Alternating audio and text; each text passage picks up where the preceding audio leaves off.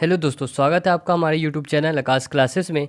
आज हम 5 जनवरी से लेकर 8 जनवरी 2023 के महत्वपूर्ण करंट अफेयर्स के क्वेश्चन पर चर्चा करेंगे तथा साथ ही साथ इन प्रश्नों से जुड़े महत्वपूर्ण तथ्यों पर भी चर्चा करेंगे जो एग्जाम में पूछे जा सकते हैं। तो चलिए आते हैं आज के प्रश्न पर।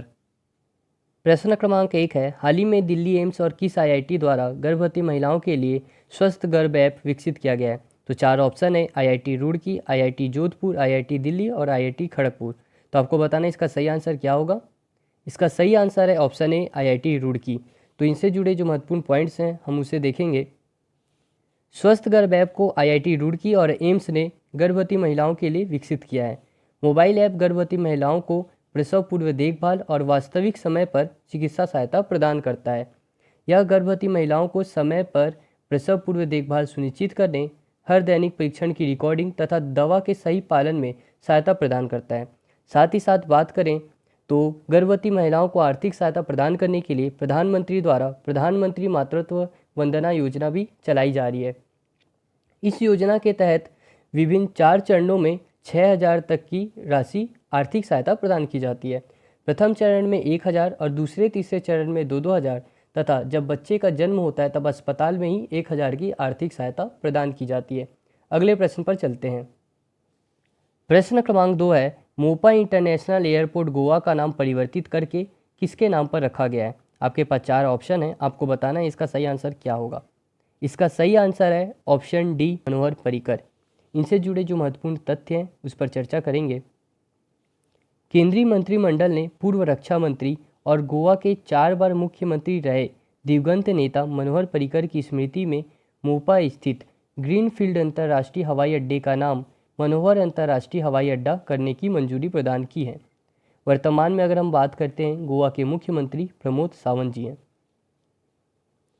प्रश्न क्रमांक 3 है, हाल ही में भारत की राष्ट्रपति माननीय द्रौपदी मुर्मू जी ने राजस्थान के किस शहर में संविधान पार्क का उद्घाटन किया है? तो आपको बताना है किस शहर में संविधान पार्क का उद्घाटन किया गया। इसका सही आंसर है ऑप्शन डी, जयपुर। जयपुर को पिंक सिटी के भी नाम से जाना जाता है। अब इनसे जुड़े जो महत्वपूर्ण पॉइंट्स हैं हम उसे देखेंगे। राष्ट्रपति द्रौपदी मुर्मू जी ने राजस्थान के जयपुर शहर में संविधान पार्क का उद्घाटन किया। राजभवन जयपुर में संविधान पार्क, मयूर स्तंभ, राष्ट्रीय ध्वज स्तंभ, महात्मा गांधी और महाराणा प्रताप की प्रतिमाओं का उद्घाटन भी किया गया। राजस्थान देश का पहला राज्य बन गया है जहां आम लोगों में संवैधानिक जागरूकता पैदा करने के लिए राजभवन में संविधान पार्क स्थापित किया गया है। पार्क में संविधान निर्माण से लेकर क्रियान्वयन तक की यात्रा को प्रतिमाओं, मॉडलों और चित्रों आदि के माध्यम से प्रदर्शित किया गया है। अगले प्रश्न पर चलते हैं। प्रश्न क्रमांक 4 है, मणिपुर के जेलियनग्रोंग समुदाय द्वारा गान नगाई त्यौहार किस अवसर पर मनाया जाता है? आपको बताना है इसका सही आंसर क्या होगा। इसका सही आंसर है ऑप्शन बी, फसल की कटाई पर। इनसे जुड़े जो इंपॉर्टेंट पॉइंट्स हैं हम उस पर चर्चा करेंगे। 4 जनवरी 2023 को मणिपुर के जेलियनग्रोंग समुदाय, जिसे काबुई समुदाय के भी नाम से जाना जाता है, के लोगों के द्वारा शांति, समृद्धि और एकता लाने के लिए गण नगाई महोत्सव मनाया गया। गण नगाई महोत्सव मणिपुर के प्रमुख महोत्सवों में से एक है जो सालाना फसल की कटाई के बाद मनाया जाता है। हाल ही में हमने देखा था जेलियनग्रोंग समुदाय चर्चा पे था क्योंकि उन्होंने सरकार के साथ मिलकर शांति समझौते पर हस्ताक्षर किया था। अगले प्रश्न पर चलते हैं। प्रश्न क्रमांक 5 है, हाल ही में भारत में अपशिष्ट पदार्थ से हाइड्रोजन निर्माण के लिए परियोजना स्थापित किया गया है। तो यह कहाँ किया गया आपको बताना है। इसका सही आंसर है ऑप्शन ए, पुणे में। इनसे जुड़े जो महत्वपूर्ण पॉइंट्स हैं हम उसे देख लेते हैं। भारत अपनी पहली अपशिष्ट से हाइड्रोजन परियोजना पुणे में स्थापित करेगा। पुणे नगर निगम द ग्रीन बिलियंस कंपनी के साथ मिलकर कचरे को प्रयोग करने योग्य ग्रीन हाइड्रोजन में परिवर्तित करेगा। अपशिष्ट में जैव निम्नीकरणीय, गैर जैव निम्नीकरणीय और घरेलू खतरनाक अपशिष्ट शामिल होंगे। प्लाज्मा गैसिफिकेशन तकनीक का उपयोग करके हाइड्रोजन उत्पन्न करने के लिए कचरे से प्राप्त जो आरडीएफ होता है, रिफ्यूज व्युत्पन्न ईंधन का उपयोग किया जाएगा। अगले प्रश्न पर चलते हैं। प्रश्न क्रमांक 6 है, हाल ही में चर्चा में रहा नीलगिरी तैर किस राज्य का राजकीय पशु है? आपको बताना है नीलगिरी तैर किस राज्य का राजकीय पशु है। आपके पास 4 ऑप्शन है। इसका सही आंसर है ऑप्शन बी, तमिलनाडु। इनसे जुड़े जो इंपॉर्टेंट पॉइंट्स हैं उसे देखेंगे। नीलगिरी तहर तमिलनाडु का राजकीय पशु है। नीलगिरी तहर परियोजना का उद्देश्य नीलगिरी तहर का संरक्षण इसके आवास का विस्तार और जनता के बीच जागरूकता फैलाना है। परियोजना के तहत ऊपरी भवानी में एक 16 चारगाह बहाली पायलट भी प्रस्तावित है।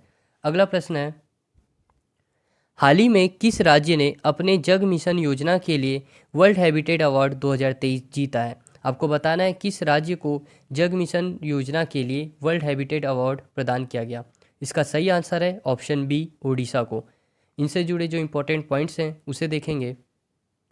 ओडिशा के मुख्यमंत्री नवीन पटनायक के नेतृत्व में राज्य सरकार ने भारत का पहला झुग्गी मुक्त राज्य बनाने का महत्वाकांक्षी लक्ष्य पूरा किया।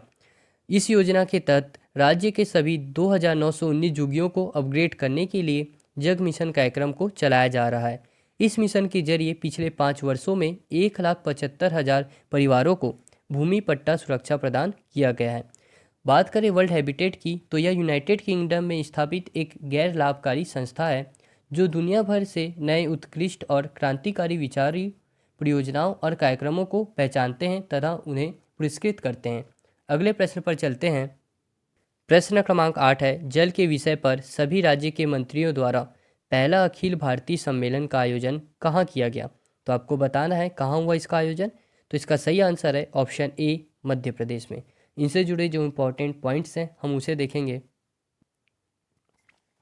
जल शक्ति मंत्रालय द्वारा 5 से 6 जनवरी 2023 तक सभी राज्यों के मंत्रियों के साथ मिलकर प्रथम अखिल भारतीय वार्षिक सम्मेलन का आयोजन मध्य प्रदेश में किया गया।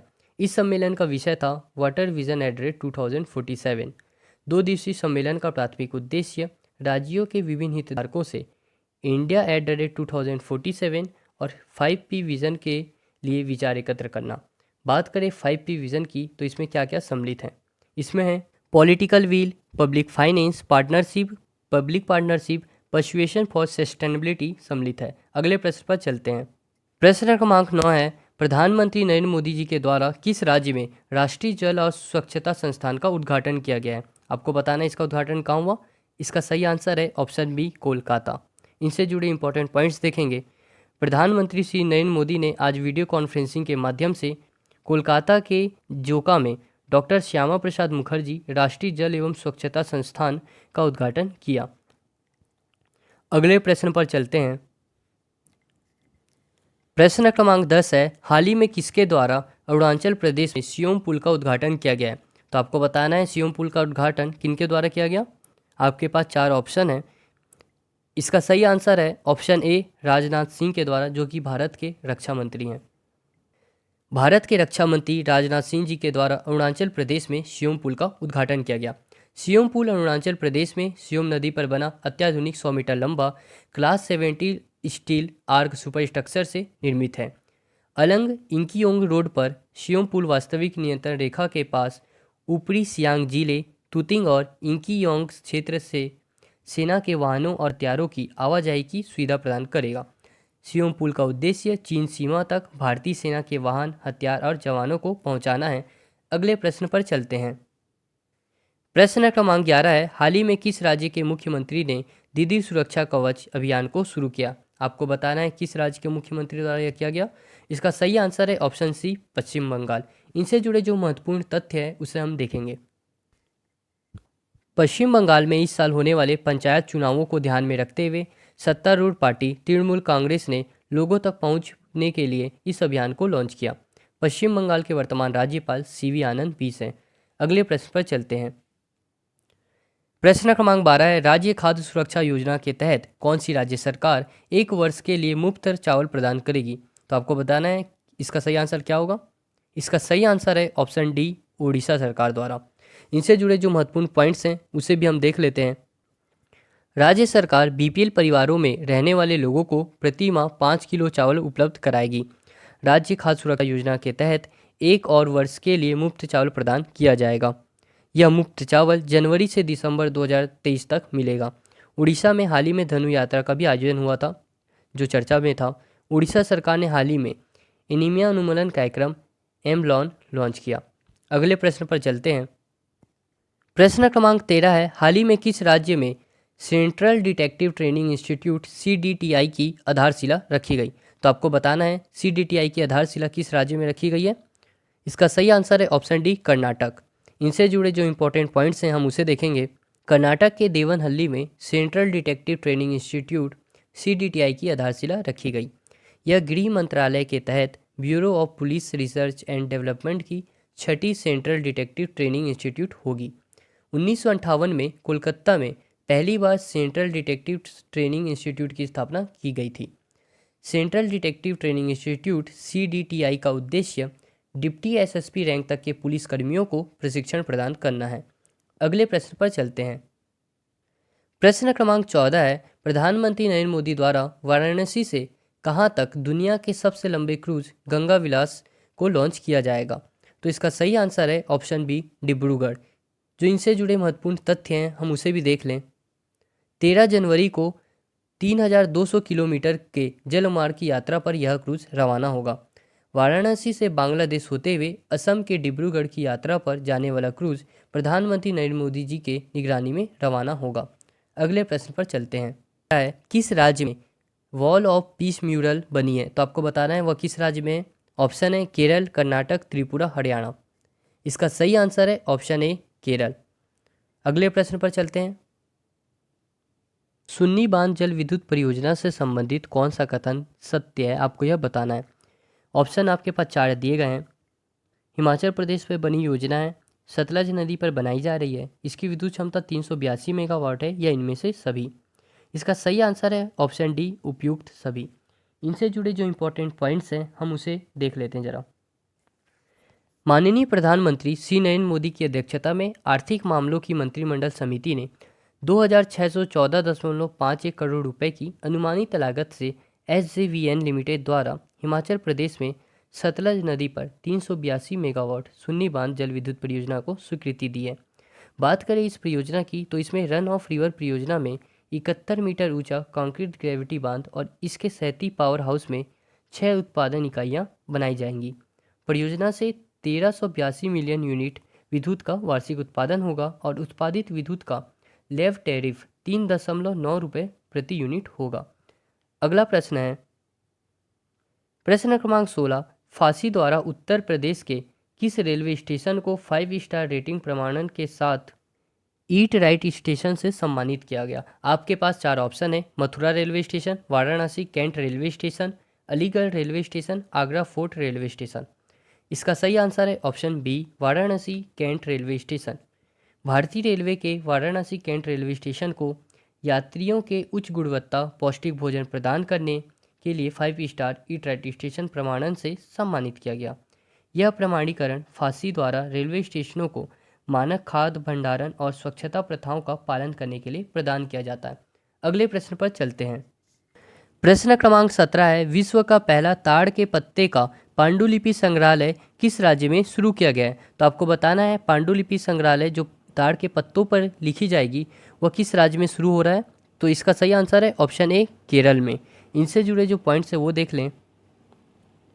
केरल की राजधानी तिरुवनंतपुरम में हाल ही में दुनिया का ताड़ के पत्तों का पहला पांडुलिपि संग्रहालय खोला गया है। आज हमने इस वीडियो में 5 जनवरी से लेकर 8 जनवरी 2023 तक के महत्वपूर्ण करंट अफेयर्स के क्वेश्चन पर चर्चा किया तथा उनसे जो रिलेटेड इंपॉर्टेंट पॉइंट्स थे उसे भी हमने देखा। इसी प्रकार आप आगे के दिनों के करंट अफेयर्स की जानकारी के लिए हमारे यूट्यूब चैनल आकाश क्लासेस को सब्सक्राइब कर ले तथा साथ ही साथ आप बेल आइकन को भी प्रेस कर लें, जिससे आने वाले अगले दिनों के जो करंट के क्वेश्चन हैं आपको सबसे पहले मिले। साथ ही साथ आप टेलीग्राम चैनल और इंस्टाग्राम चैनल को भी फॉलो कर सकते हैं। जय हिंद, जय भारत।